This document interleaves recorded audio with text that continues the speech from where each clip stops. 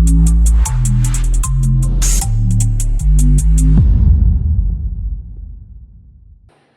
શહેરમાં કેન્દ્રીય મંત્રી સી.આર. પાટીલની અધ્યક્ષતામાં ચૂંટણી પ્રચારનો શ્રી ગણેશ રાજ્યની 15 મનપામાં એક સાથે જનસેવા સંકલ્પ કાર્યક્રમનું આયોજન. પીપલોદ કારગિલ ચોક ખાતે 120 બેઠકના ઉમેદવારો સાથે જનસંપર્ક કાર્યક્રમ. ભાજપના તમામ ઉમેદવારોને જનસેવા સંકલ્પ લેવામાં આવશે. કાર્યક્રમમાં વિધાનસભાના ઉપાધ્યક્ષ પૂર્ણેશ મોદી, ધારાસભ્યો, મોટી સંખ્યામાં કાર્યકર્તાઓ ઉપસ્થિત. પ્રદેશ મહામંત્રી પ્રશાંત કોરાટની ઉપસ્થિતિમાં જનસેવા સંપર્કનું આયોજન કરાયું. ગુજરાતની અંદર સ્થાનિક સ્વરાજની ચૂંટણીના ગઈકાલે બધાના ફોર્મ ભરાઈ ગયા છે. ગુજરાત પ્રદેશ ભારતીય જનતા પાર્ટીએ 10,000થી વધારે કાર્યકર્તાઓને સ્થાનિક સ્વરાજના ચૂંટણીની અંદર મેદાનમાં ઉતાર્યા છે.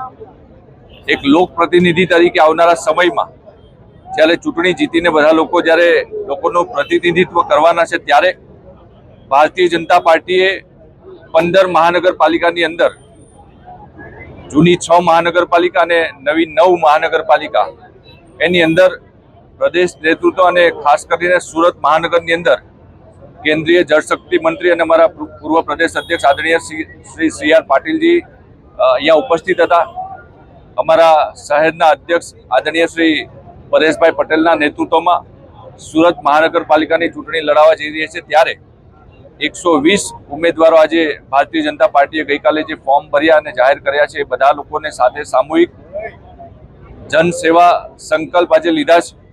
આવનારા સમયમાં ભારતીય જનતા પાર્ટી સુરત મહાનગરની અંદર 120માંથી 120 ઉમેદવાર અમારા જે છે એ જીતવાના છે. અને એ ઉમેદવારો જ્યારે જીતીને આવશે ત્યારે લોકોની સેવા માટે, જનસેવા માટે કામ કરવાના છે. ત્યારે એ જ્યારે ચૂંટણીના મેદાનમાં ઉતર્યા છે એ પહેલા એમનો સંકલ્પ રહે કે જે રીતે દેશના યશસ્વી પ્રધાનમંત્રી શ્રી માનનીય નરેન્દ્રભાઈ મોદી સાહેબ જ્યારે લોકો માટે કામ કરી રહ્યા છે, સેવાકીય કામ કરી રહ્યા છે, છેવાડાના લોકો સુધી સમાજ સરકારની યોજના પહોંચાડી રહ્યા છે, ત્યારે જે પણ લોકો ચૂંટાઈને આવે એ પણ એ જ ધ્યેય સાથે, એ જ સેવાના સંકલ્પ સાથે ચૂંટણીના મેદાનમાં ઉતરે, લોકો વચ્ચે જાય અને ભવ્ય વિજય સાથે બધા જ લોકો 28મી તારીખે પ્રતિનિધિ તરીકે ચૂંટાઈને આવવાના છે. ત્યારે આવનારા 5 વર્ષ સુધી જનસેવાનું કામ કરશું એ આજે સંકલ્પ લેવડાવવામાં આવ્યા છે.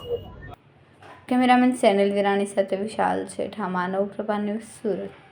અમારા વિડીયોની નવી અપડેટ મેળવવા માટે સબસ્ક્રાઇબ કરો માનવ પ્રભા ન્યૂઝ ચેનલને. બેલ આઇકન ક્લિક કરો લેટેસ્ટ વિડીયો સૌથી પહેલા મેળવવા માટે.